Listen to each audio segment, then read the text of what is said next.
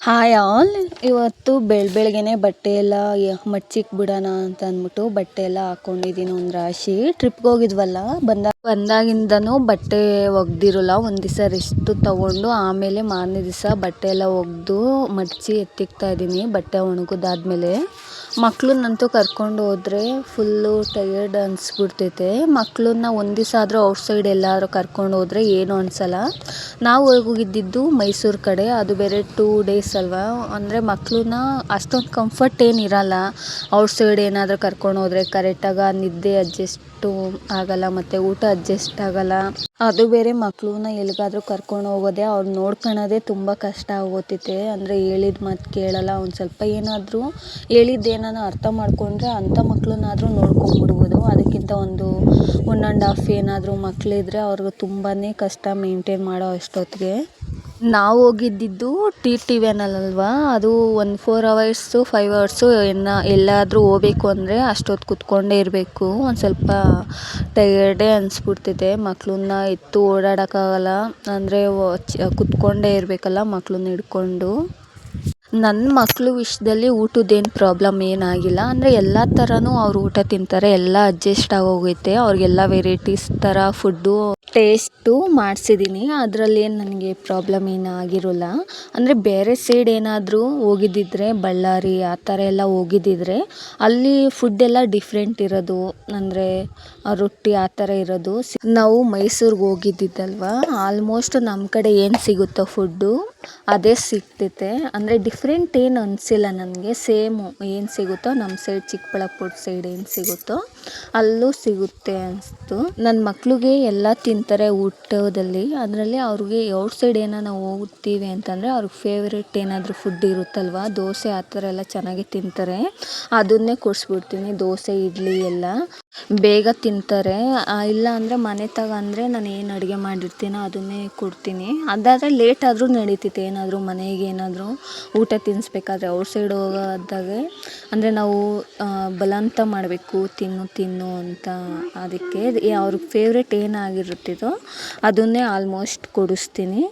ಬಟ್ಟೆ ಎಲ್ಲ ಮಡ್ಚಿದಾಯಿತು. ಎಲ್ಲ ಎತ್ತಿಕ್ಕಾದ್ಮೇಲೆ ಮತ್ತು ತಲೆಗೆ ಎಣ್ಣೆ ಇಕ್ಕೋಣ ಅಂತ ಅಂದ್ಬಿಟ್ಟು ಎಣ್ಣೆ ಇಕ್ತಾಯಿದ್ದೀನಿ. ಟ್ರಿಪ್ಗೆ ಹೋಗಿದ್ವಲ್ಲ, ಒಂದು ಸ್ವಲ್ಪ ತಲೆನೋವ್ತಿದೆ. ಅಂದರೆ ನಾವು ಟ್ರಿಪ್ಗೆ ಹೋದಾಗ ತಲೆಗೆಲ್ಲ ಎಣ್ಣೆ ಏನು ಇಕ್ಕಿರಲ್ಲ. ಅಲ್ಲಿಂದ ಬಂದಾದಮೇಲೆ ಒಂದು ಸ್ವಲ್ಪ ಹರಳೆಣ್ಣೆನ ಬಿಸಿ ಮಾಡಿಬಿಟ್ಟು ಹಚ್ತಾ ಇದ್ದೀನಿ ಕೂದಲಿಗೆಲ್ಲ. ಒಂದು 2-3 ದಿವಸಕ್ಕೊಂದ್ಸಲಿ ಎಣ್ಣೆ ಇಕ್ಕೋದ್ರಿಂದ ಒಂದು ಸ್ವಲ್ಪ ತಲೆನೋವು ಕಮ್ಮಿ ಆಗ್ತೈತೆ. ಆ ತಲೆನೂ ತಣ್ಣಗಿರ್ತೈತೆ. ಅಂದರೆ ಇವಾಗ ಬಿಸಿಲು ಬೇರೆ ಜಾಸ್ತಿ ಇರೋದ್ರಿಂದ ಒಂದು 2-3 ದಿವಸಕ್ಕೊಂದ್ಸಲಿ ಎಣ್ಣೆ ಇಕ್ಕಿದ್ರೆ ಮಕ್ಕಳಿಗೆ ಒಂದು ಸ್ವಲ್ಪ ಕೂದಲು ಚೆನ್ನಾಗಿ ಬೆಳೆಯುತ್ತೆ ಅಂತ ಅಂದ್ಬಿಟ್ಟು ಎಣ್ಣೆ ಹಚ್ತಾ ಇದ್ದೀನಿ. ನಾನು ಮತ್ತು ತಲೆಗೆ ಎಣ್ಣೆ ಇಕ್ಕೊತಾ ಇದ್ದೀನಿ. ನನಗೆ ಎಲ್ಲಾನ ಬಿಸ್ಲಾಗ ಏನಾದರೂ ಓಡಾಡಿಬಿಟ್ರೆ ಎಣ್ಣೆ ಇಕ್ಕೊಂಡಿಲ್ಲ ಅಂತಂದರೆ ಫುಲ್ ತಲೆನೋವೇ ಬಂದ್ಬಿಡುತ್ತೆ. ಅಂದರೆ ಒಣಗಿರೋ ಕೂದಲಲ್ಲ, ಅದಕ್ಕೆ ಒಂದು ಸ್ವಲ್ಪ ಏನಾದರೂ ಎಣ್ಣೆ ಇಕ್ಕೊಂಡ್ರೆ ಅಷ್ಟೊಂದು ತಲೆನೋವು ಏನು ಬರಲ್ಲ ಆಲ್ಮೋಸ್ಟು. ಮಕ್ಳಿಗಂತೂ ನಾನು ಇವತ್ತೇನಾದರೂ ಸ್ನಾನ ಮಾಡಿಸಿದ್ರೆ ನಾಳೆ ಎಣ್ಣೆ ಇಕ್ಕಿ ಆಚೆ ನಾಡ್ದು ತಲೆಗೆ ಮಾಡಿಸ್ತೀನಿ. ವಾರದಲ್ಲಿ ಈ ಥರ 3 ಟೈಮ್ ಏನಾದರೂ ಎಣ್ಣೆ ಇಕ್ಕಿ ಸ್ನಾನ ಮಾಡಿಸ್ತೀನಿ. ಇವಾಗ ನನ್ನ ಚಿಕ್ಕ ಮಕ್ಕಳಿಗೆ ಎಣ್ಣೆ ಹಚ್ತಾ ಇದ್ದೀನಿ. ಒಂದು ಸ್ವಲ್ಪ ಎಣ್ಣೆಯಲ್ಲೇ ಮಸಾಜ್ ಮಾಡ್ತಾಯಿದ್ದೀನಿ. ಅಂದರೆ ಎಣ್ಣೆ ಇಕ್ಕಿದಾಗೆಲ್ಲ ಮಸಾಜ್ ಮಾಡ್ತೀನಿ ಅಂತಲ್ಲ, ಒಂದು ಸ್ವಲ್ಪ 2 ದಿವಸ ಆಗಿತ್ತು ಎಣ್ಣೆ ಇಕ್ಕಿ, ಅದಕ್ಕೊಂದು ಸ್ವಲ್ಪ ಮಸಾಜ್ ಕೊಡ್ತಾಯಿದ್ದೀನಿ. ನಾನು ಹರಳೆ ಎಣ್ಣೆ ಅಂತ ಏನಿಲ್ಲ, ಕೊಬ್ಬರಿ ಎಣ್ಣೆ ಯಾವುದಿರುತ್ತೋ ಅದನ್ನೇ ಹಚ್ತೀನಿ. ಇವಾಗ ಕೊಬ್ಬರಿ ಎಣ್ಣೆ ಖಾಲಿ ಆಗಿತ್ತು ಅಂದ್ಬಿಟ್ಟು ಹರಳೆ ಎಣ್ಣೆ ಇತ್ತು, ಅದನ್ನು ಒಂದು ಸ್ವಲ್ಪ ಬಿಸಿ ಮಾಡಿ ಹಚ್ತಾ ಇದ್ದೀನಿ ಅಷ್ಟೇ ತಲೆಗೆ. ಒಬ್ಬರು ಮಕ್ಕಳು ಅಂದರೆ ಹೆಂಗೋ ನೋಡ್ಕೊಬೋದು, 2 ಮಕ್ಕಳನ್ನಂತೂ ನೋಡ್ಕೊಳ್ಳೋ ಅಷ್ಟೊತ್ತಿಗೆ ಸಾಕಾಗೋತೈತೆ. ಎಷ್ಟು ನಾನು ಕಸ ಗುಡಿಸ್ರೂ, ಎಷ್ಟು ಬಟ್ಟೆ ಎತ್ತಿಕ್ರೂ ಹಂಗೇ ಕಿತ್ತಾಕ್ತಾರೆ ಮತ್ತು ಹಂಗೆ ಎಲ್ಲ ಗಲೀಜು ಮಾಡ್ತಾನೆ ಇರ್ತಾರೆ. ಮನೆಯಲ್ಲಿ ಮಾವಿನ ಹಣ್ಣು ಹಣ್ಣಾಗಿತ್ತು ಅಂದ್ಬಿಟ್ಟು ಎಲ್ಲ ಮಾವಿನ ಹಣ್ಣೆಲ್ಲ ನೀರಲ್ಲಿ ತೊಳೆದು ಮತ್ತು ಕಟ್ ಮಾಡ್ತಾ ಇದ್ದೀನಿ. ಅಂದರೆ ಮಾವಿನ ಹಣ್ಣು ನಮ್ಮ ಹಸ್ಬೆಂಡು ಒಂದು ಮರದಲ್ಲಿ ಹೋಗಿ ಒಂದು 30-40 ಕಾಯಿ ತೊಗೊಂಬಂದಿದ್ರು. ಮಾವಿನ ಹಣ್ಣು ಹಣ್ಣಾಗಿತ್ತು ಅಂದ್ಬಿಟ್ಟು ಎಲ್ಲ ಕಟ್ ಮಾಡಿ ಮಕ್ಕಳಿಗೆ ಮತ್ತು ನಮ್ಮ ಅತ್ತೆ ಬಂದಿತ್ತು, ನಮ್ಮ ಅತ್ತೆಗೆಲ್ಲ ಕೊಡ್ತಾಯಿದ್ದೀನಿ. ಹಣ್ಣು ಟೇಸ್ಟ್ ಚೆನ್ನಾಗಿತ್ತು. ಮತ್ತು ಯಾವ ಸೀಸನಲ್ಲಿ ಯಾವ ಹಣ್ಣು ಸಿಗುತ್ತೋ ಅದನ್ನೆಲ್ಲ ಚೆನ್ನಾಗಿ ತಿನ್ಕೊಂಬಿಡ್ಬೇಕು. ಅಂದರೆ ನೇಚರ್ಗೆ ಎಷ್ಟು ಚೆನ್ನಾಗಿ ಗೊತ್ತಿರ್ತೈತೆ ಅಂದರೆ ಬೇಸಿಗೆ ಕಾಲದಾಗೆ ಯಾವ ಹಣ್ಣು ಸಿಗಬೇಕು, ಮತ್ತು ಮಳೆಗಾಲದಲ್ಲಿ ಯಾವ ಹಣ್ಣು ಸಿಗಬೇಕು, ಮತ್ತು ಚಳಿಗಾಲದಲ್ಲಿ ಯಾವ ಹಣ್ಣು ಸಿಗಬೇಕು ಅಂತ ತುಂಬಾ ಚೆನ್ನಾಗಿ ಗೊತ್ತಿರ್ತೈತೆ ಅನಿಸುತ್ತೆ. ಅದಕ್ಕೆ ಇವಾಗ ಏನಾದರೂ ಬೇಸಿಗೆ ಕಾಲ ಅಂತ ಏನಾದರೂ ಬಂದರೆ ಈ ಥರ ನೀರಿನಂಶ ಇರೋದೇ ಸಿಗುತ್ತೆ. ಒಂದು ಕಲ್ಲಂಗಡಿ ಹಣ್ಣು ಥರ ಅಂದರೆ ಅದ್ರಾಗೆಲ್ಲ ನೀರಿನಂಶ ಜಾಸ್ತಿನೇ ಇರುತ್ತೆ. ಚಿಕ್ಕಬಳ್ಳಾಪುರಕ್ಕೆ ಹೋಗ್ಬೇಕಾಯ್ತು, ಒಂದು ಸ್ವಲ್ಪ ಕೆಲಸ ಇತ್ತು ಅಂದ್ಬಿಟ್ಟು ಮಧ್ಯಾಹ್ನನೇ ಅಡುಗೆ ಮಾಡಿಕ್ತಾಯಿದ್ದೀನಿ. ಸ್ಟವ್ ಮೇಲೆ ಒಂದು ಕುಕ್ಕರ್ ಇಕ್ಕಿ ಅದಕ್ಕೊಂದು ಸ್ವಲ್ಪ ನೀರು ಹಾಕ್ತಾಯಿದ್ದೀನಿ. ಮಶ್ರೂಮ್ನ ಒಂದು 3-4 ಸಲ ತೊಳ್ಕೊಬೇಕಾಗ್ತೈತೆ.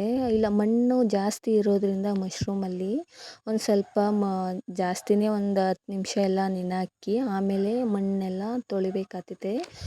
ಮಶ್ರೂಮ್ ಎಲ್ಲ ಆದಮೇಲೆ ನೀರಿಗೆ ಹಾಕಿ ಮತ್ತು ಅರಿಶಿನ ಪುಡಿ ಮತ್ತು ಉಪ್ಪು ಹಾಕಿ ಒಂದು 3-4 ವಿಸಿಲ್ ಹಾಕ್ಸ್ಕೊಂಡ್ರೆ ಆಯಿತು. ಮಸಾಲೆ ಎಲ್ಲ ರುಬ್ಕೊಳ್ಳೋಣ ಅಂತ ಅಂದ್ಬಿಟ್ಟು ಎಲ್ಲ ಟೊಮೊಟೊ, ಈರುಳ್ಳಿ, ಕೊತ್ತಂಬರಿ ಸೊಪ್ಪು ಮತ್ತು ಬೆಳ್ಳುಳ್ಳಿ, ಶುಂಠಿನ ಎಲ್ಲ ಕಟ್ ಮಾಡಿ ಇಟ್ಕೊಂಡಿದ್ದೀನಿ. ಒಂದು ಮಿಕ್ಸಿ ಜಾರಿಗೆ ತಗೊಂಡು ಅದಕ್ಕೆ ಈರುಳ್ಳಿ, ಶುಂಠಿ ಮತ್ತು ಕೊತ್ತಂಬರಿ ಸೊಪ್ಪು, ಹಸಿಮೆಣ್ಸಿನ್ಕಾಯಿ ಇದ್ದರೆ ಹಾಕ್ಕೊಬೋದು, ಇಲ್ಲಾಂದರೆ ಏನು ಪರವಾಗಿಲ್ಲ, ಹಾಕೋಣ ಅವಶ್ಯಕತೆ ಏನಿಲ್ಲ. ಮತ್ತು ಬೆಳ್ಳುಳ್ಳಿನ ಮತ್ತು ಲಾಸ್ಟಲ್ಲಿ ಜೀರಿಗೆ ಹಾಕ್ಕೊಂಡು ಒಂದು ಸ್ವಲ್ಪ ನೀರು ಹಾಕ್ಕೊಂಡು ಗ್ರೈಂಡ್ ಮಾಡಿಕೊಂಡ್ರೆ ಆಯಿತು. ಮಸಾಲೆ ರೆಡಿ ಆಗೋಯಿತು. ನೀವು ಟೊಮೊಟೊನ ಇದರಲ್ಲೇ ಗ್ರೈಂಡ್ ಮಾಡ್ಕೊಳ್ಬೋದು, ಇಲ್ಲ ಅಂದರೆ ಬೇಡ ಅಂತಂದರೆ ಅಂದರೆ ಮಸಾಲೆ ಏನಿರ್ತಿತ್ತೋ ಅದಕ್ಕೆ ಕಟ್ ಮಾಡಿ ಸಹ ಹಾಕ್ಕೊಬೋದು.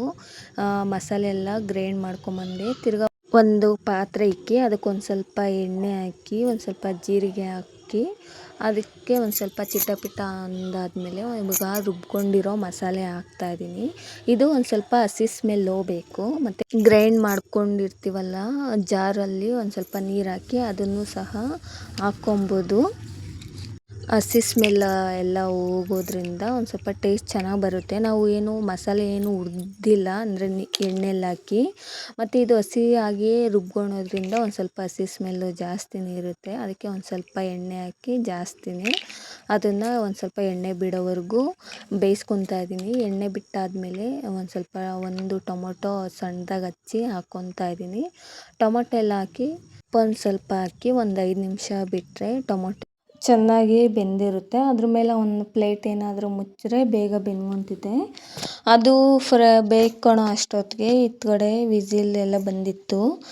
ಅಂದರೆ ಮಶ್ರೂಮ್ ಎಲ್ಲ ಬೇಯಿಸ್ಕೊಳಕ್ಕೆ ಕುಕ್ಕರೆಲ್ಲ ಇಕ್ಕಿದ್ವಲ್ಲ ಅದೆಲ್ಲ ಚೆನ್ನಾಗಿ ಬೆಂದಿತ್ತು. ಒಂದು 3-4 ವಿಸಿಲ್ ಹಾಕ್ಸ್ಕೊಂಡ್ರೆ ಆಯಿತು, ಚೆನ್ನಾಗಿ ಬೆಂದಿರುತ್ತೆ. ತಿರ್ಗಾ ಫ್ರೈಗೆ ಏನಾದರೂ ಹಾಕ್ತೀವಲ್ಲ ಮಸಾಲೆ ಬೇಯೋಗೆ, ಆವಾಗ ಅಷ್ಟೊಂದು ಬೇಯಿಸೋ ಅವಶ್ಯಕತೆ ಇರೋಲ್ಲ. ಒಂದು 2-3 ನಿಮಿಷದಲ್ಲಿ ಚೆನ್ನಾಗಿ ಬೆಂದ್ಕೊಂಬಿಡ್ತೈತೆ. ಮಸಾಲೆ ಎಲ್ಲ ಚೆನ್ನಾಗಿ ಹಿಡಿಯುತ್ತೆ. ಈ ಥರ ಬೇಯಿಸ್ಕೊಂಡು ಗ್ರೇವಿ ಒಳಗಡೆ ಹಾಕಿದ್ರೆ ಚೆನ್ನಾಗಿ ಬೆಂದ್ಕೊತೈತೆ. ಇಲ್ಲಾಂದರೆ ಹಂಗೆ ನಾವು ಡೈರೆಕ್ಟ್ ಮಾಡೋಕ್ಕೋದ್ರೆ ಅಂದರೆ ಬೇಯಿಸ್ಕೊಂಡಿರ ಹಂಗೆ ತೊಳೆದ್ಬಿಟ್ಟು ಹಂಗೆ ಡೈರೆಕ್ಟಾಗಿ ಮಸಾಲೆಗೆ ಹಾಕೋದ್ರಿಂದ ಅಷ್ಟೊಂದು ಉಪ್ಪು ಖಾರ ಏನೂ ಹಿಡ್ದಿರಲ್ಲ. ಅದಕ್ಕೆ ಈ ಥರ ಬೇಯಿಸ್ಕೊಬೇಕಾದ್ರೇ ಉಪ್ಪು ಖಾರ ಎಲ್ಲ ಹಾಕಿರ್ತೀವಲ್ವ, ಅರಿಶಿನ ಪುಡಿ ಉಪ್ಪೆಲ್ಲ, ಆವಾಗ ಉಪ್ಪೆಲ್ಲ ಚೆನ್ನಾಗಿ ಹಿಡ್ದಿರುತ್ತೆ ಮಶ್ರೂಮ್ಗೆ. ನೆಕ್ಸ್ಟ್ ಇವಾಗ ಟೊಮೊಟೊ ಎಲ್ಲ ಬೆಂದಿತ್ತು ಅಂದ್ಬಿಟ್ಟು ಇವಾಗ ಗರಂ ಮಸಾಲ ಮತ್ತು ಅರಿಶಿನ ಪುಡಿ ಮತ್ತು ಧನಿಯಾ ಪುಡಿ, ಖಾರದ ಪುಡಿ ಎಲ್ಲ ಹಾಕ್ಕೊತಾ ಇದ್ದೀನಿ. ಖಾರಕ್ಕೆ ನೀವು ಎಷ್ಟು ಬೇಕೋ ಅಷ್ಟು ಖಾರ ಯೂಸ್ ಮಾಡ್ಬೋದು. ಸ್ವಲ್ಪ ಉಪ್ಪು ಹಾಕ್ಕೊತಾ ಇದ್ದೀನಿ. ನಾನು ಬೇಯಿಸ್ಬೇಕಾದ್ರೆ ಮಶ್ರೂಮ್ನ ಒಂದು ಸ್ವಲ್ಪ ಉಪ್ಪು ಯೂಸ್ ಮಾಡಿದ್ದೆ, ಇವಾಗ ಒಂದು ಸ್ವಲ್ಪ ಯೂಸ್ ಮಾಡ್ತಾಯಿದ್ದೀನಿ. ನೋಡ್ಕೊಂಡು ಹಾಕ್ಕೊಳ್ಳಿ ಉಪ್ಪನ್ನ. ಉಪ್ಪು ಒಂದು ಸ್ವಲ್ಪ ಜಾಸ್ತಿ ಆಗೋದ್ರೆ ಕಷ್ಟ ಆಗೋತೈತೆ. ನೆಕ್ಸ್ಟ್ ಇವಾಗ ಸ್ಪೈಸಸ್ ಎಲ್ಲ ಹಾಕಿದ್ನಲ್ಲ ಅದೆಲ್ಲ ಒಂದು 2 ನಿಮಿಷ ಫ್ರೈ ಆದರೆ ಮಶ್ರೂಮ್ನ ಹಾಕಿದ್ರೆ ಆಗ್ತೈತೆ. ಮಶ್ರೂಮ್ನ ನಾವು ಕುಕ್ಕರಲ್ಲಿ ಬೇಯಿಸ್ಕೊಂಡಿದ್ವಲ್ಲ ಅದನ್ನು ಒಂದ್ಸಲಿ ನೀರೆಲ್ಲ ಸಪ್ರೇಟ್ ಮಾಡಿ ಮತ್ತು ಮಶ್ರೂಮ್ನ ಒಂದ್ಸಲಿ ತೊಳ್ಕೊತಾ ಇದ್ದೀನಿ. ತೊಳ್ಕೊಂಡಾದ್ಮೇಲೆ ನಾನು ಯೂಸ್ ಮಾಡ್ತಾಯಿದ್ದೀನಿ. ನೀರಿಂದು ಏನು ಬೇಯಿಸಿರ್ತೀವಲ್ಲ ಅದನ್ನೆಲ್ಲ ಯೂಸ್ ಮಾಡೋಕ್ಕೇನು ಹೋಗಬೇಡಿ. ಸುಮ್ಮನೆ ಬೇಯಿಸ್ಕೊಳಕ್ಕೆ ಅಂತ ಅಂದ್ಬಿಟ್ಟು ನಾನು ನೀರು ಯೂಸ್ ಮಾಡಿರ್ತೀವಿ ಅಷ್ಟೇ. ನೀರು ಸಪ್ರೇಟ್ ಮಾಡಾದಮೇಲೆ ಮಶ್ರೂಮ್ನ ಇವಾಗ ಗ್ರೇವಿ ಏನು ಮಾಡ್ಕೊಂಡಿದ್ದೀವೋ ಅದಕ್ಕೆ ಹಾಕ್ತಾಯಿದ್ದೀನಿ. ಇದನ್ನು ಹಾಕಿ ಒಂದು ಪ್ಲೇಟ್ ಏನಾದರೂ ಮುಚ್ಚಿ ಒಂದು 5 ನಿಮಿಷ ಬೇಯಿಸ್ಕೊಂಡ್ರೆ ಮಶ್ರೂಮ್ ರೆಡಿ ಆಗುತ್ತಿದೆ. ಇದಕ್ಕೆ ಚಪಾತಿ ಮತ್ತು ರೈಸ್ಗೆ ಎಲ್ಲ ಕಾಂಬಿನೇಷನ್ ಚೆನ್ನಾಗಿರ್ತೈತೆ. ಒಂದ್ಸಲಿ ನೀವು ಮನೆಯಲ್ಲಿ ಟ್ರೈ ಮಾಡಿ ನೋಡಿ. ನೀವು ಚಪಾತಿಗೆ ಮೊಟ್ಟೆ ಪಲ್ಯ ಮತ್ತು ದಾಲ್ ಥರ ಆ ಥರನೇ ಯೂಸ್ ಮಾಡ್ತಾಯಿದ್ರೆ, ಇದನ್ನು ಮಶ್ರೂಮ್ನ ಒಂದ್ಸಲಿ ಟ್ರೈ ಮಾಡಿ ಕಾಂಬಿನೇಷನಲ್ಲಿ ಚೆನ್ನಾಗಿರುತ್ತೆ. ಇದು ಜಾಸ್ತಿ ಹೀಟಿರುತ್ತೆ, ನೋಡ್ಕೊಂಡು ತಿನ್ನಿರಿ. ಒಂದು ಸ್ವಲ್ಪ ಹೀಟ ಜಾಸ್ತಿನೇ ಇರುತ್ತೆ, ಇದು ಕಂಟೆಂಟ್ ಜಾಸ್ತಿ ಇರುತ್ತೆ. ಮಕ್ಳಿಗೆಲ್ಲ ನೋಡ್ಕೊಂಡು ಕೊಡಿ, ತುಂಬಾ ಹೀಟು ಜಾಸ್ತಿ ಇದು. ಮಶ್ರೂಮ್ ಎಲ್ಲ ಹಾಕಿದ್ಮೇಲೆ ಒಂದ್ಸಲಿ ಮಿಕ್ಸ್ ಮಾಡಿ ಆಮೇಲೆ ಒಂದು ಪ್ಲೇಟ್ ಮುಚ್ಚಿ ಒಂದು 5 ನಿಮಿಷ ಬಿಟ್ಟರೆ ರೆಡಿ ಆಗೋಯಿತು. ಚಿಕ್ಕಬಳ್ಳಾಪುರಕ್ಕೆ ಹೋಗ್ಬೇಕಾಯಿತು ಅಂದ್ಬಿಟ್ಟು, ಗಾಡಿಗೆ ಪೆಟ್ರೋಲ್ ಖಾಲಿ ಆಗಿತ್ತು ಅಂದ್ಬಿಟ್ಟು ಪೆಟ್ರೋಲ್ ಬಂಕ್ ಹೋಗಿ ಪೆಟ್ರೋಲ್ ಹಾಕ್ಸ್ಕೊಂಡು ಚಿಕ್ಕಬಳ್ಳಾಪುರ ಕಡೆ ಹೊರಡ್ತಾ ಇದ್ದೀವಿ.